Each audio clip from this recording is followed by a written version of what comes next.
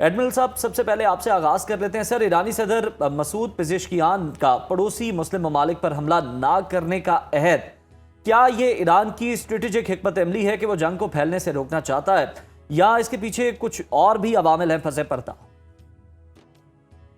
बहुत शुक्रिया मुझे प्रोग्राम में लेने का। देखिए, इस वक्त इसराइल की एक शदीद तरीन ख्वाहिश है, और वो ख्वाहिश ये है कि खित्ते के दीगर ममालिक इसराइल और अमेरिका के साथ मिल जाएं और किसी तरह ईरान के खिलाफ बरसरे पैकार हो जाए। उसके उसको तीन फायदे हुए।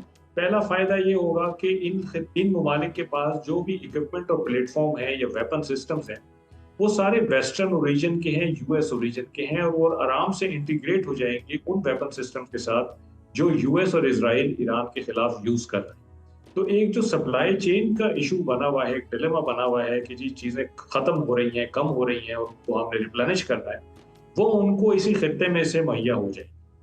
दूसरी चीज, दूसरा फायदा उसको ये होगा कि जो एक पुरानी हिस्टोरिकल, आपको याद होगा, लड़ाई है अरबों की और पर्शियंस की, जो कई दिहाइयों और कई सालों पर, 100 सालों पर मुहित है, उस लड़ाई को बेसिकली दोबारा एक जिंदगी मिल जाएगी, वो दोबारा रिवाइव हो जाएगी, और फिर वो लड़ाई आगे चलती रहेगी।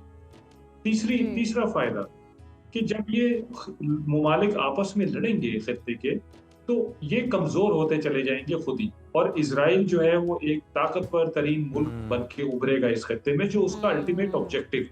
बिल्कुल। तो ये चीज अल्लाह का शुक्र है कि जो अरब ममालिक हैं उनको भी समझ आती है और ईरान को भी समझ आती है। और ड्यूरिंग दी वॉर, ये जो अभी 7 दिन गुजरे हैं, इसमें अगर आप देखें तो मुस्तकिल कम्युनिकेशन रही है इनके बीच में जी। और ईरान उनको ये कहता रहा है कि जो चीजें हम कर रहे हैं वो आपके खिलाफ नहीं है, लेकिन अगर आपकी टेरिटरी से, अमेरिकन बेसिस से हमारे ऊपर अटैक्स होंगे तो फिर हम उनको जरूर अटैक करेंगे, और ये हक बाय द वे ईरान को यूएन चार्टर भी देता है। सही। सर, ट्रंप इंतजामिया का कांग्रेस को बाईपास करना और फिर इसराइल को 12,000 बमों की हंगामी फराहमी, आपको क्या लगता है इसराइल की हिमायत पे अमेरिका कहां तक जा सकता है? कोई हद है? दाखिली सियासत इसमें किस हद तक असरअंदाज होगी? देखिए, इसराइल की हिमायत में ट्रंप साहब फंस चुके हैं। ये जंग अमेरिका और ईरान की नहीं थी, ये जंग इसराइल और ईरान की थी, और कोई वजह नहीं थी कि ये जंग की जाती। आपने ओमानी फॉरेन मिनिस्टर का बयान सुना होगा, जो कि मीडिएशन कर रहे थे दोनों के बीच में। उनका कहना था कि हम एक प्रपोजल पे पहुंच गए थे, हम एग्रीमेंट पे पहुंच गए थे, और ये जो कल जुम्मा गुजरा है, इस पे इनफैक्ट ये एग्रीमेंट साइन होना था। तो फिर क्या वजह थी ये जंग करने की? देखें, बेंजामिन नेतन्याहू का अपना एक एजेंडा है, वो करप्शन के केसेस में फंसे हुए हैं, वो नहीं चाहते कि इलेक्शंस हो, इलेक्शंस होंगे वो हार जाएंगे। वो चाहते हैं कि खित्ते में कहीं ना कहीं जंग चलती रहे और इसराइल उसमें इन्वॉल्व रहे, ताकि इलेक्शंस डिले होते चले। फिर ग्रेटर इसराइल का भी एक किस्सा है जो कि यहूदियों के दिमाग में है, और वो उसको लेके जाना चाहते हैं।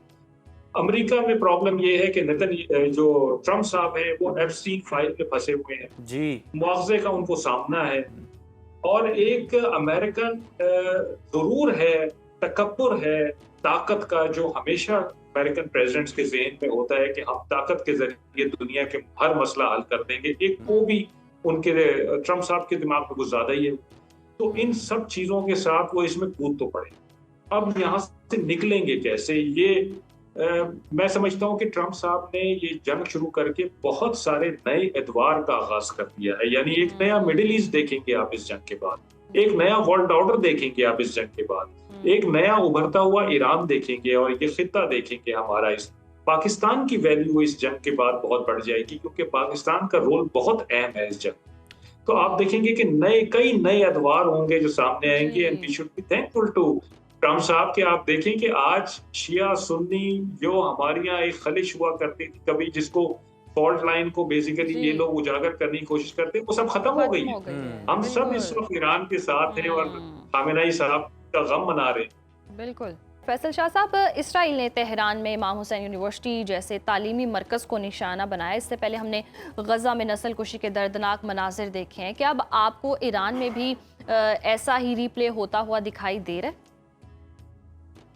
नहीं, देखें, ये जो जंग शुरू हुई है ना, इसका पहला अटैक क्या था आप ये देखिए, पहला टारगेट क्या था जी। मिनाब में बच्चियों का स्कूल था, 180 बच्चियां वहां शहीद कर दी। दूसरा टारगेट क्या था? तेहरान में एक हॉस्पिटल था जिसको टारगेट किया गया और वहां मरीजों को और जो तिब्बी हमला था उसको शहीद किया गया। तो ये तो जंग ही बिल्कुल गलत पैराए में शुरू की गई है, गलत जवाब पे शुरू की गई है। और ईरान में और खत्ते के बाकी ममालिक में बहुत फर्क है।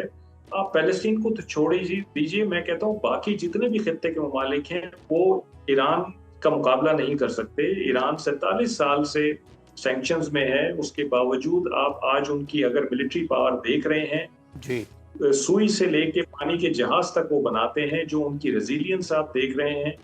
रेवोल्यूशन में काफी जाने जाया हुई, उसके बाद 8 साल इराक से जंग लड़ते रहे, काफी जाने जाया हुई। बीच में ऐसे कई वाकयात है जिसमें इनके ऊपर बुरा वक्त आया। फिर पिछले साल जून में इजराइल से लड़ी। दुनिया का वाहिद मुल्क है जिसने इजराइल को मिलिटरीली चैलेंज किया है, और सिर्फ चैलेंज नहीं किया बल्कि लड़ाई भी की। तो ईरान कोई ऐसा मामूली मुल्क नहीं है, 5000 साल पुरानी उनकी एक हिस्ट्री है, और इस खित्ते पे रूल करने की हिस्ट्री। तो एक प्राइड है, एक नेशनलिज्म है। बिल्कुल प्राइड है फैसल साहब। और हम ये देख भी रहे थे कि अली लारेजानी साहब ने भी ये कहा कि हम तो 47 साल से आपसे जंग की तैयारी कर रहे हैं, आप आए, हम जो हैं वो बड़े स्ट्रॉन्ग नर्व्स लेकर बैठे हुए हैं। शाह साहब, इस पे भी आपका कमेंट चाहेंगे कि मगरबी मीडिया ये रिपोर्ट कर रहा है कि रूस ईरान को इंटेलिजेंस मालूमात फराम कर रहा है। ये बढ़ती जंग का एक इशारा है, अमेरिका का रद्द-ए-अमल होता हुआ आप देख रहे हैं, बड़े प्लेयर्स भी अब इसके अंदर आ सकते हैं, या ये सिर्फ एक प्रोपेगेंडा किया जा रहा है, यूक्रेन वाले मामले पर स्कोर सेट किया जा रहा है इस तरह की खबरें देखकर? देखिए, 2-3 चीजें इसमें। एक तो ये कि मुझे ये पता है कि चाइना का जो बेदू 3 सिस्टम है वो ईरान यूज कर रहा है, सैटेलाइट कॉन्स्टलेशन का सिस्टम, जिससे डायरेक्ट इनकी जो पिन पॉइंट टारगेटिंग हो रही है वो उसकी मदद से हो रही है।